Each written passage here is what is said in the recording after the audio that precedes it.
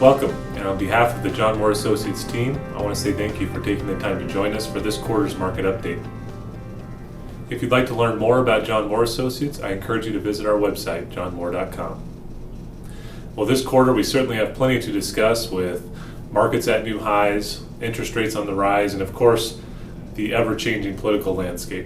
In a moment, I'll be joined by our founder and principal, John Moore, to discuss three topics on three separate videos. We'll start off with a focus on the global economy and the changing consumer preferences. We'll then move on to the U.S. jobs market and what's going on with wages. We'll close with a conversation on stock markets and the Federal Reserve. I hope you find this information valuable and encourage you to share this content with your friends, family, and neighbors. Thank you everyone for participating in this quarter's market update. We'd like, as usual, to start with an update on what's going on with the company.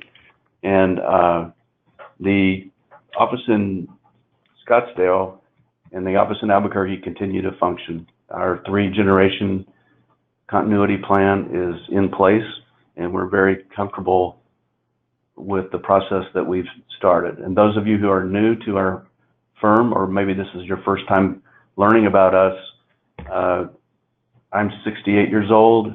Connie and I are the founders, and we consider ourselves Generation 1. In the middle, and G2, and they're all age 50 plus or minus, are some wonderful folks. Dave's been with us 20 years, Jamie 17 years. Our most recent addition is Joe Lemke, and we're happy to announce that Joe passed his initial exam for licensing to become a financial advisor. Wrapping up G3 under Brian's leadership, Erica and Andrew over in Scottsdale. As we think about the economy and take a look at it from a 25,000 foot level, let's take a look at GDP and kind of talk about also the consumer. And the point of this chart is, you know me, I'm the kind of guy I like to take numbers home and stare at them and see what I can find. Well, what we find here is that the global economy is improving across the board.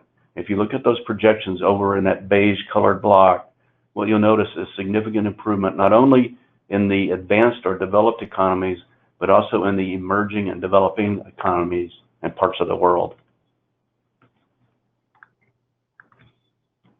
GDP growth in the private sector, now we've taken the government sector out. Notice it's sort of flat. That's really pretty consistent with the political environment that we've been in. That's the bottom line, that's sort of gray. The black and the orange represent total GDP, and really the private sector, the non-government portion of GDP, is really carrying the ball with about a 3% compound annual growth rate. Pretty phenomenal growth when you consider it. So GDP is broken down into four components, and personal consumption, that means you and me, the money we spend on the economy, continues to be the leader. It's roughly about 2/3 to 70% of economic activity.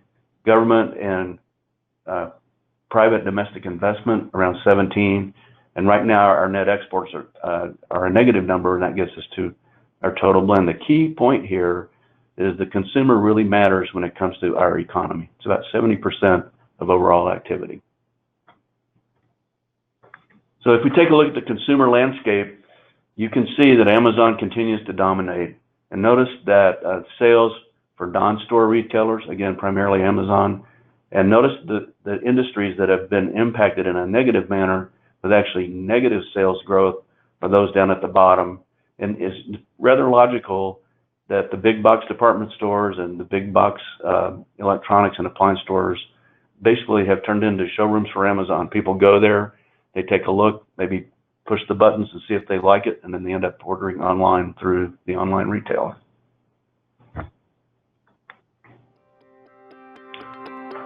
So there's definitely been a change in the retail and the consumer.